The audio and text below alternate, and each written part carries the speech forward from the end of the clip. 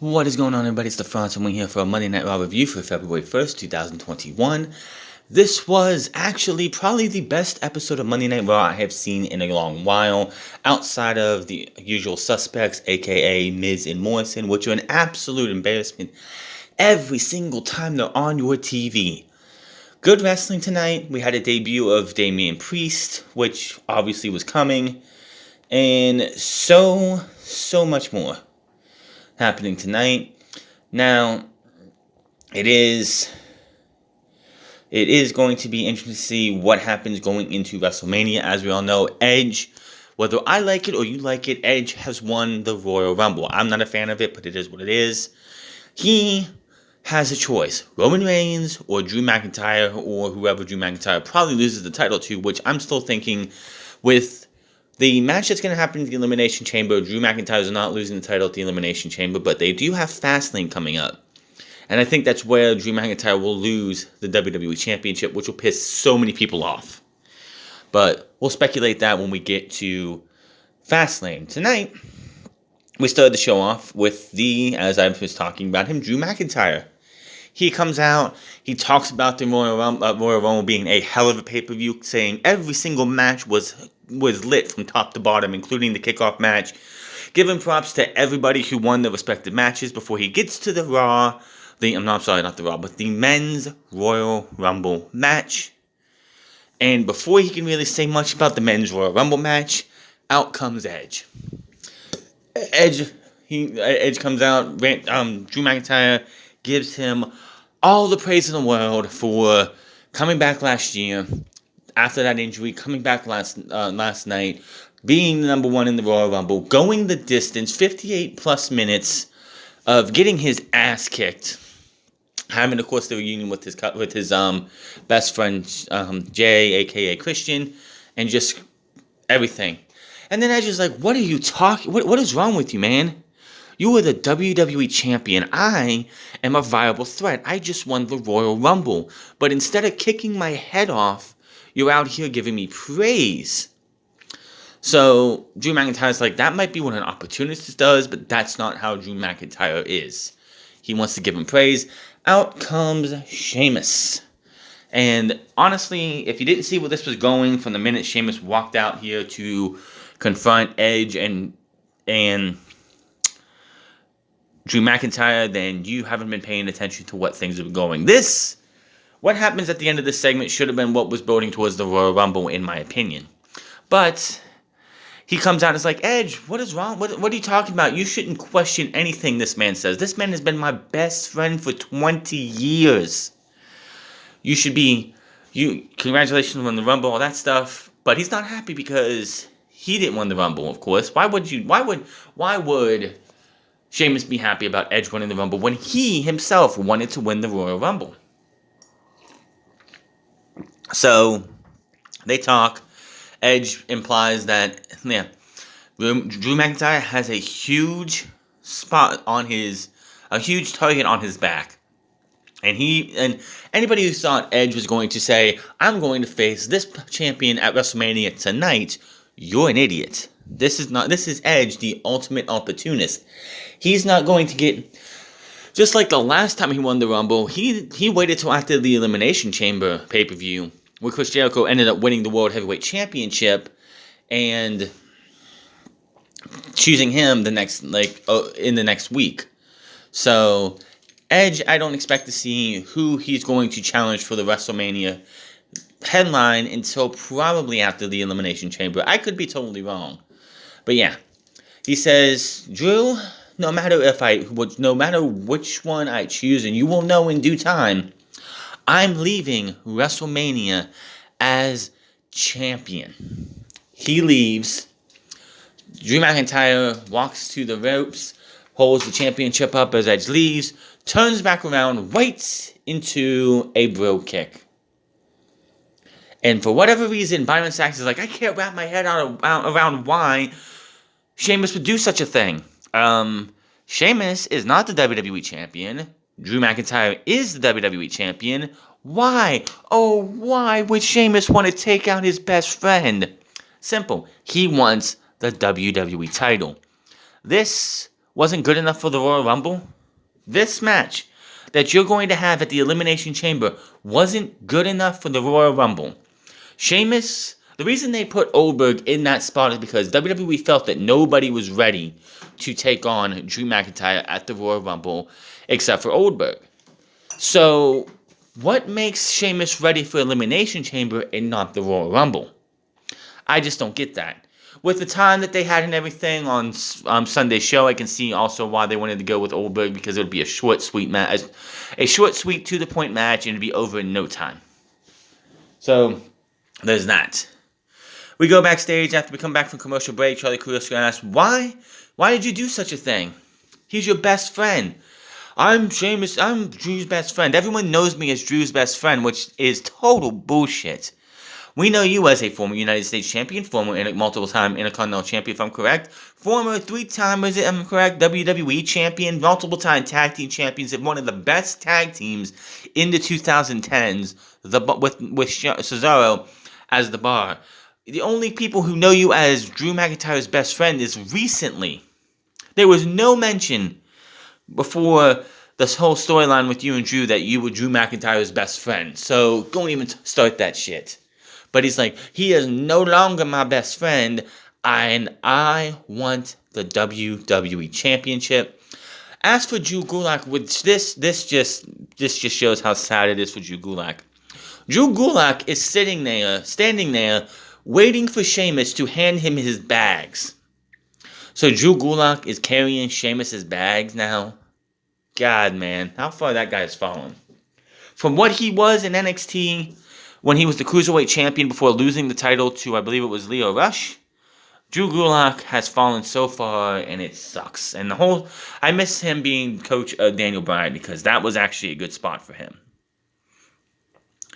United States Championship match, Matt Riddle versus Bobby Lashley. This match happens because last week, Matt Riddle ran the gauntlet in some of the most... it wasn't really a very exciting gauntlet.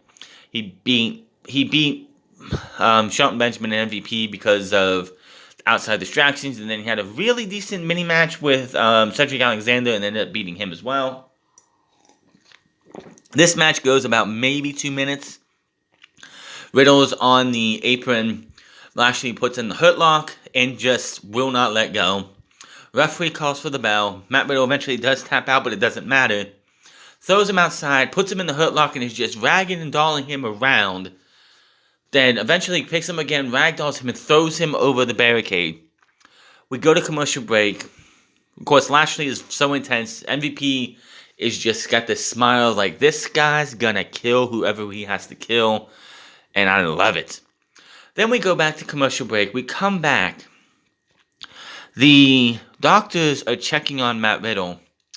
And they have Matt Riddle do a concussion angle. Where the doctor is talking to him. He's like, I was in a match, but who was I wrestling? Like, dude, concussions are a serious fucking thing. This is 2021. This is not 1994 or 1995 when you had Shawn Michaels do a concussion angle where he was facing Owen Hart, and the next thing you know, he fell down halfway through the mat and just do the match. This is 2021. You should not make light of concussions like this. This was pathetic. This was despicable. WWE should be ashamed of themselves for even doing this shit. Matt Riddle having to be feign the concussion. If it was an actual concussion, they wouldn't show it on fucking television. That's obvious. If the guy was in any serious problems, they would not have come back with the doctors checking on Matt Riddle, him being like, not knowing what the fuck he was doing and who he was wrestling. Give me a fucking break. Terrible booking. One of the dumbest things they could have did tonight. So, okay. So we go to Shayna Baszler and Nia Jax won the women's tag team titles last night because of Ric Flair and Lacey Evans. Tonight we will have a triple threat match with Charlotte Flair and Asuka, Lana and Naomi, Dana Brooke, and Mandy Rose. The winners get a future women's tag team title match. Mandy Rose, Dana Brooke have been teaming for a while. Understand that Charlotte and Asuka were former tag team champions. Understand why is Lana and Naomi tagging together? I know they do a video promo later on when this match happens that they Like, I still just don't understand why these two are even in this match. It's great to see Naomi back. I have no problem with Naomi coming back, but why is she teaming with Lana? Need a little bit better explanation than the one they gave us. We see a Bugatti roll up backstage, and out comes Bad Bunny. Whoop-de-fucking-do. He's going to be on one of the most embarrassing talk shows in WWE history, Miz TV. But that's later. Back from break, they do the whole thing. I'm not really going to go over that. Orton is backstage. He gives it to Edge because he didn't think a ring return was possible. Not only did he return, he entered the Royal Rumble at #1, and he won the damn thing. He congratulates Edge and says he really means it, and says he has a problem now because Randy Orton told the whole world that Edge was never coming back. His career was over, it was done, and it was because of Randy Orton. He was never coming back, and you made me a liar, Edge. So, Orton goes on about sending Edge home to be a husband and a father last year, but because he loves him like a brother, Orton says Edge thinks he's going to the main event, but here's a little secret. He's not. Orton goes on and says tonight there will be no more mercy or compassion for Edge and no WrestleMania main event. And then we have the main event will be Randy Orton versus Edge, which is Edge's first one-on-one match since Backlash last year. And I also think it's Edge's first match on Monday Night Raw since 2011, if I'm correct. He didn't wrestle a match on Raw last year, if I'm correct. They didn't bring that up, but I'm pretty sure he didn't wrestle a match on Raw last year. I could be totally wrong. Last year was such a blur, it's not even funny. Woods and Kofi Kingston are backstage. Woods is glad Kofi is back, saying the Retribution is up 2-1, but he's here to take care of that. Kofi starts talking about how Mustafa Ali lost his mind, but tonight isn't about Kofi. It's about Woods getting his payback. Kofi goes on about Woods having Woods' back, and they do the New Day's Rocks chant, even though the whole New Day's Rocks thing still doesn't work without Big E. It just doesn't. So we have Xavier Woods versus Mustafa Ali. This was a really good match. It was a short match, but it was really good for what it was. Kofi Kingston was out there, Slapjack and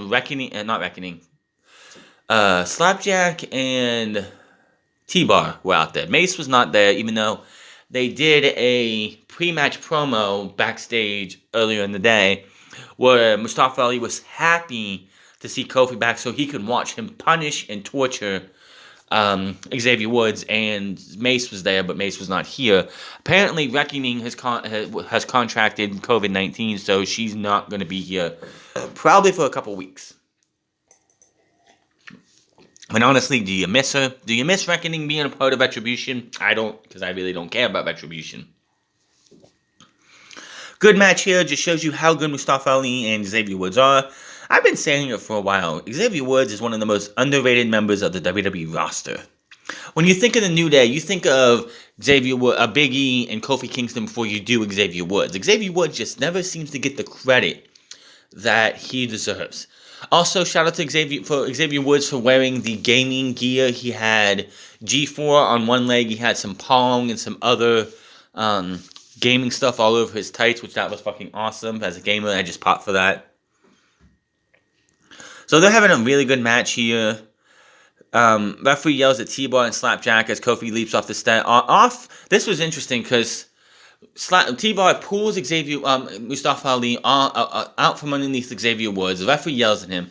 Kofi jumps off of the stairs, uses T-Bar's shoulder to leaps off of his shoulder to take out Slapjack. He runs around the other side. This gives Xavier Woods the opportunity to get the pin and the win on Ali after Ali tried to roll up Xavier Woods and it didn't work. So, Woods joins Kofi on the ramp and Ali sees in the ring. We see a replay of New Day taunts Retribution. Now, apparently it was on Backstage or something, or Raw Talk. I haven't watched it, but it was on the news feeds, that Xavier Woods challenged Reckoning to an intergender match next week. It's probably not going to happen. But if you can have Sasha Banks and Reginald have an intergender match, a Cirque du Soleil type of intergender match where they have a match and it doesn't look like a man beating up on a woman. It was two talented people going out there and pretty much having a circus of a match. And in making it a fun match, I think that you could get something out of Xavier Woods and Mia Yim as well. I don't know if WWE would want to go for that, but if they can try and do more of what Reginald and Sasha Banks did, so they can get around the fact that they have promised their sponsors that there will not be any intergender wrestling, that's fine by me.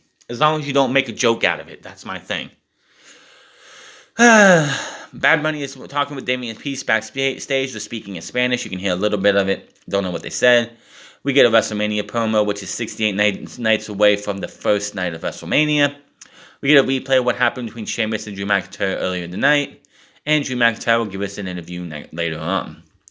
We go to the ring, and out comes Miz TV. I really don't give a shit. Bad Bunny's on there. That's all I got to say. Damian Priest eventually comes out, levels both Miz and Morrison. I will say this. Morrison looks like a fucking clown when Bad Bunny's coming out, and he's sitting there trying to dance to this guy's theme music. I'm like, what in the literal fuck? John Morrison, last year, right before the Royal Rumble, was rumored that he was going to make his WWE return. He makes his return right before the Rumble. Everybody was like, this guy's got it. This guy's become a hell of a performer. WWE's got a winner here. He could be a future world champion. What did they do with him? They saddled him with The Miz as Miz and Morrison again, which was a failed tag team back in the day. Gave him all the poor comedy bits that they can, and turned these guys into an embarrassment. Honestly, if I was John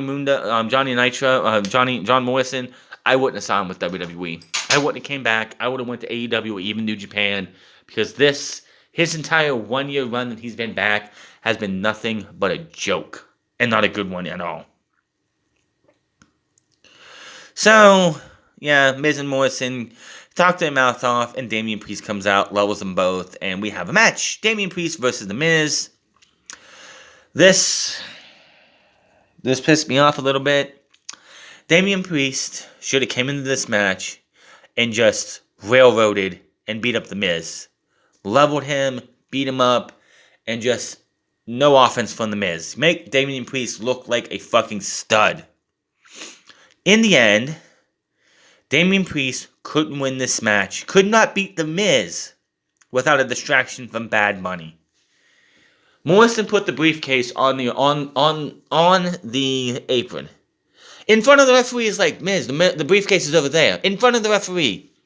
Instead of the referee going over and kicking the briefcase away, he goes over to Morrison, who distracts him.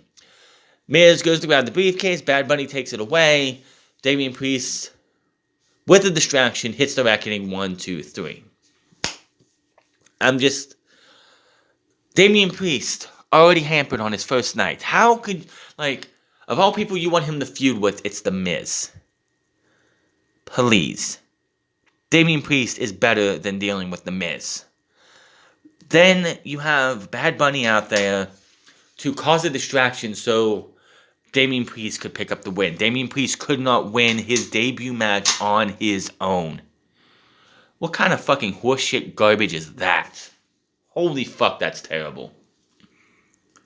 The match was okay. Damian Priest and Miz did the best they could do. It was decent, but the finish was just wow. Then we get a recap of what's been going on with Alexa Bliss and all of her shenanigans and how she's been changing and everything. And then we go into a tag team title match between Lucha House Party versus Cedric Alexander and Shelton Benjamin of the Hurt Business. I totally forgot that the Lucha House Parties won a match against the Hurt Business a couple weeks ago. And they're getting a title match tonight because WWE felt like it. Now, as we know, the last month and a half, pretty much since they won the tag team titles, Shelton Benjamin and Cedric Alexander have not really been getting along as members of the Hurt Business. Shelton Benjamin is trying to be like a model member of the Hurt Business, while Cedric Alexander is being a little bit too flamboyant. He's got it in his head that he's the shit. Like he's the big shit, and he's gonna be able to go out there and do whatever the fuck he wants. It's been riling Benjamin up. Will they be able to stay together and, be able to win this match together? They do. But the biggest thing coming out of this is the fact that, Grand Metalik and Lindsay Dorado are a hell of a duo. They are two fine athletes. And they send these guys to their limit. Cedric's getting to, like, he's getting pissed off. He's like, okay, dude, I'm tired of playing games. Getting ready to hit the lumbar check. Shelton Benjamin tags in, hits the pay dirt, gets the 3. Cedric Alexander is saying something like, I had to win. He's telling MVP, like, I had to win. MVP's trying to tell him, like, dude, you won the match. That's all that fucking matters. I'm paraphrasing, of course, but he's like, it's just like it's bothering Cedric that he had the match won. He had everything ready to go. And Shelton stole his victory. All that matters is you won the fucking match. Who's going to beat the Hurt Business? I don't know, but it's going to happen soon. Maybe it's the New Day again. Maybe the New Day get the titles back, which I hope the fuck not, because they really don't need another title reign. It's enough of them winning the tag team titles. I mean, the Dudley Boys have 22 title reigns or 24 title reigns to themselves. If you're trying to match that, you got a long way to go. we see how Shayna Baszler and them won the tag team titles last night. Then we go into the number 1 contenders match: Charlotte Flair and Asuka versus Lana and Naomi versus Dana Brooke and Mandy Rose. Not much into this match here. It was okay. The story of this is, looks like the former tag team champions have the match at hand when, Lacey Evans and Ric Flair come out. Charlotte tags Asuka in, leaves the ring, and heads towards the back. Asuka's like, where the hell did she go? What is going on here? What the hell where did my partner go? Rear view, 1, 2, 3. Naomi and Lana are future tag team champion contenders. Not much else about the match. It's like, there's nothing else you can really say about the match because it was nothing. It was just a tag team. It was a triple threat tag team match with nothing really special except for the ending. Back from break, and we see champion Drew McIntyre with Charlie Caruso. She brings up what Sheamus did earlier in the night. Charlie says Sheamus hasn't given an explanation for an attack, but she wants to know how Drew feels. Drew first says it would be an honor to face Edge at WrestleMania. Regarding Sheamus, he says family fights all the time, and they fought before, that this is different. He doesn't know what to say. Yes, he does. Drew says if Sheamus is willing to throw away the 20-year friendship, the ups and the downs over the WWE title, then so be it. If Sheamus wants the match, you got it. That's going to happen at the Elimination Chamber.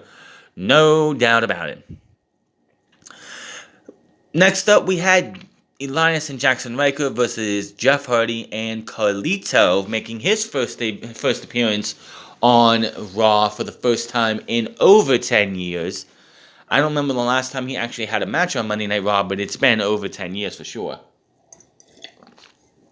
But decent match here as well. Carlito honestly looks like I don't remember Carlito ever, and I mean ever, in his like, I don't know, what was it, 2004 to 2010, his entire 6-ish year run in WWE, ever looking this fucking jacked, this fucking good. He's like 230 pounds of solid muscle. My God, if he looked fucking great. He looked great in this match. Him and Jeff Hardy get the win with a backstabber into a Swanton Bomb for the 1, 2, 3. Carlito and Hardy stand tall, and they embrace, and that was that. Will this be the last time we see Carlito in the ring on Monday Night Raw? Who knows? I don't think we should actually see him on Monday Night Raw because, honestly, they have a lot of talent they're not using, and just adding Carlito muddies the water even more. He's supposed to be trying out for being a backstage producer. That's why he was there this week, also being in the Rumble. So I wouldn't be mad about that. If he wants to be a backstage producer and help the young guys work on their matches, fine by me. Just don't try and take spots, man. WWE has a problem with the talent they have already, not using them. We get a video package of the stuff that's happened between Randy Orton and them over time. And then we go to Nikki Cross versus Alexa Bliss. Can we please get some new music for Nikki Cross? Because that music still doesn't jive with me. We have the Firefly Funhouse version of Alexa Bliss coming out. Out comes Nikki Cross. The very first thing before the match even starts, she's like, what do you want from me? I was done with you. You were my best friend, but you ruined that and everything, and I was done with you. You can't leave me alone. So you want to fight? Let's fight. So they start wrestling, and everything that Nikki tries to do, Alexa is just laughing it off and everything. Eventually, like towards the end of the match, she gets thrown into the corner, and then her old music plays, and it's old Alexa Bliss. She acts like everything's fine. She's like, hey, let's go. Bliss Cross applesauce, let's go. Which Nikki Cross wants nothing to do with, kicks her in the gut, and then throws her back and she gets back into the corner again. Nikki beats her up in the corner a little bit, and then she goes back to the Firefly Funhouse version. So, Alexa Bliss eventually gets her set up for the Sister Abigail, and does the Dream DDT. If you don't know what the Dream DDT is, it's the Sister Abigail, but instead of doing the Sister Abigail, he wraps his arms around and does a DDT.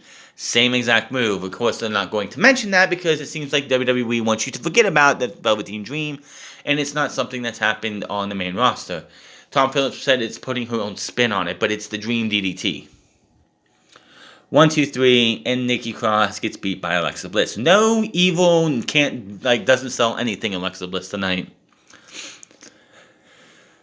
Alexa Bliss celebrates, jumping around the Firefly Funhouse music. She exits the ring. Orton's music hits, walks towards Bliss on the ramp. While she stares at him, Bliss stops but never makes eye contact. Orton keeps walking in the ring. Bliss keeps walking to the back. And then that was that. We go to commercial break. We come back, and it's Edge versus Randy Orton for the first time on TV in I don't know how fucking long. Like I said, I don't remember Edge wrestling on Raw last year. I could be totally wrong. But outside of the Royal Rumble, he only wrestled Randy Orton last year. Which honestly, I want to see him. If he's going to be back, and he's going to do this part-time thing, get him wrestling other fucking people, please. So, this match went back and forth between both of them. It was a decent match. The ending was really fucking weird. So, Orton hits the draping DDT. He gets hyped up, going for the pounding on the mat for the RKO. He prepares for it, but you hear Bliss's nursery rhyme tune start up. He turns around. She's sitting on the top turnbuckle. And then you just see blood, or it's probably blood. Well, it's supposed to look like blood. It looked like black fluid, but it was probably supposed to be blood. Just starting to leak out of her mouth. Like, she got stabbed, and, like, the blood just coming out of her mouth. Turns around, spear, 1, 2, 3, Edge. As Tom Phillips said, put Randy Orton behind him. And that was how the show went off the air. So, Edge beats Orton, hopefully for the very last time in 2021, or forever, which this is WWE, they don't play that game. And Monday Night Raw ends. Like I said, it was probably, it's a very low bar, but it was probably the best booked Monday Night Raw in a while. It wasn't anything, it wasn't perfect, it wasn't anything special, but it's better than what we saw last week and everything we've seen this year so far. So I'd say this is probably the best Raw in 2021, and that's not something to be proud about, because Monday Night Raw in 2021 has had a very, very low bar. But that is your Monday Night Raw review. Hit that subscribe button, comment down below, like or dislike this video. Find me on Twitter at Minds at the France Club. Find me on twitch.tv/The France Club, and find me on Instagram at The France Club. And I'll see you guys on Wednesday for Beach Break. Until then, my name is The France, and I'll see you guys later.